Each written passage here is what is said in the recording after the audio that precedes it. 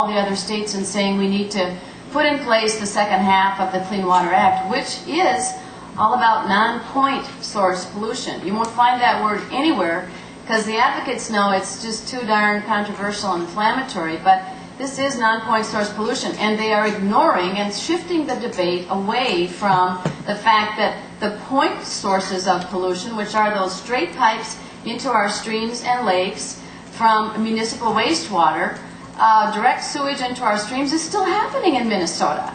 There's 100 small communities still putting raw sewage right into their lakes and streams. Yes, it costs a lot more money to clean that up, but they're shifting the blame, putting the responsibility on landowners, on farmers, on foresters, on recreationists, you name it. So, you know, this is what, in effect, is being funded without any discussion. And I think it's, you know, unfortunate that there's so little left to be understood.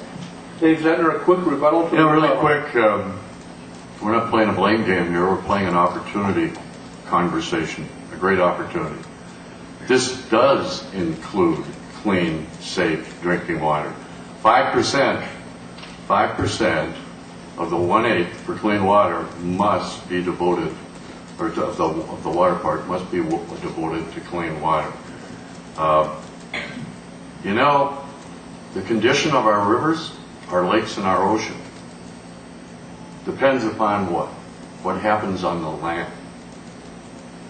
What happens on the land will determine what the quality of our Lake Superior is, what the quality of our Mississippi is. This isn't about a blame game. This is about providing resources to begin to execute plans that have been on the shelf for decades in our great state of Minnesota. To the south of us, 2 states, is a place called Missouri. They have dedicated funding. They've had it since 1976. As I travel around this country as a volunteer on issues of regional and statewide and national importance, I wonder how many times somebody's grabbed me by the ear or the elbow and said, "Z, if you want to see things done right, go to Missouri." Now, I'm sure if we pass this, it will not be a panacea. It will not be heaven on earth. And I imagine if we were in Springfield this afternoon, we'd find that there's some problems in Missouri. But this isn't like we're inventing something that is going to corrupt our Constitution forever, or that hasn't been done elsewhere and done very well. Hey, panelists, we need to move on to some other questions. Shorten the questions you can. If you look at the time, we're running low on time. So let's Don, can I just very quickly. We started talking about the money, and we never talk about the money because then we talk about kids and docs and those types of things. But I think one time we should talk about the money. You know, we're going to go to the sales tax of 6.875% in the state of Minnesota. That's almost 7%.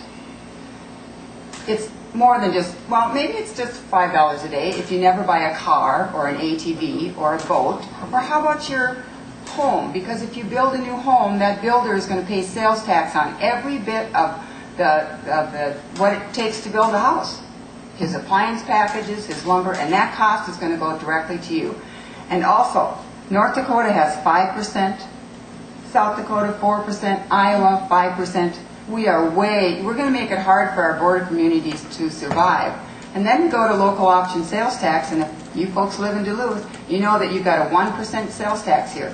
So Duluth will now be at almost 8% for anyone who comes here or buys things here. So I think we should talk about the money because it's important. We need to move on. Carrie, I think you misspoke. It's $5 a month, not a day. There's $4 of water in front of you right now, by the way. Oh, well, your brochure only says it costs them $5. It doesn't say a day or a month or a year, so I wasn't quite sure. Larry, since you want to say something, I'll let you answer this one. I warned you at the beginning, you guys would get more questions than the opponents. One of the questioners wants to know about the fairness of raising the sales tax in particular, because that's generally felt as being a regressive tax which hits lower income people harder. Doesn't this proposal push a lot of the cost of caused by industries and others for polluting the environment, for instance, onto lower income Minnesota taxpayers?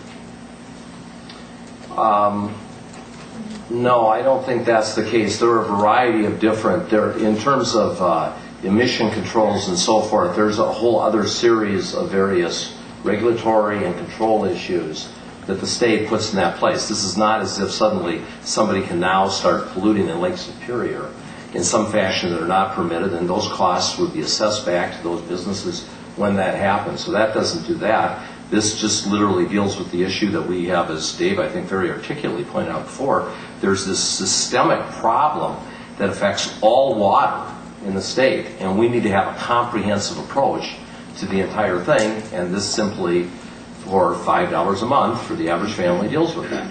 Dave Zender, doesn't the lower income portion of the state pay more for this? Yeah, I think it's a good question. Remember this about our sales tax, and beauty is in the eye of the beholder.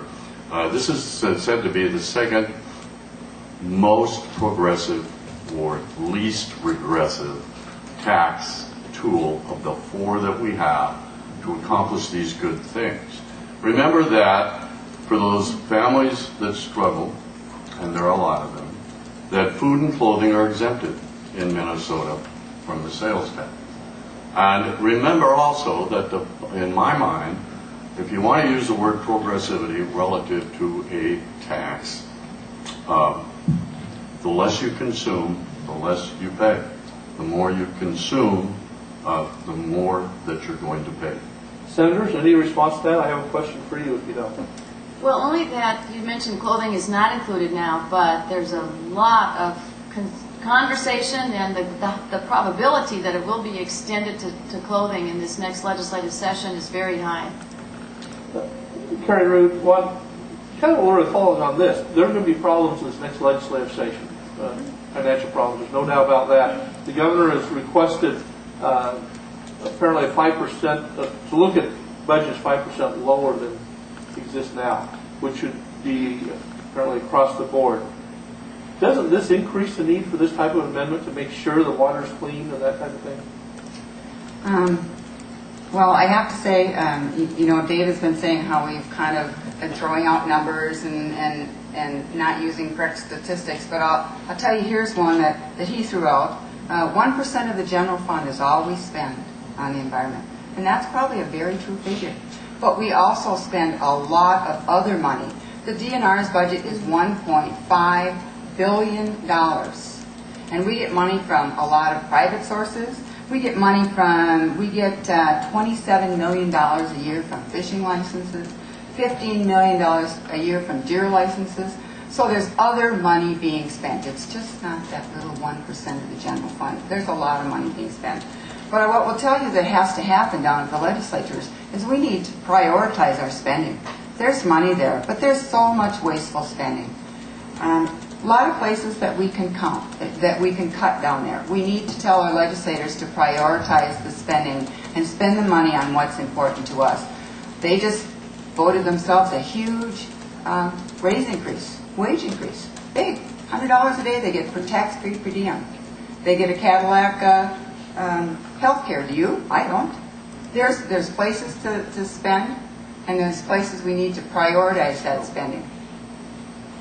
Let's go to, not quite a lightning round yes or no, but really short answers, one person per question right now. And again, factual, Larry Redmond. Has Minnesota used the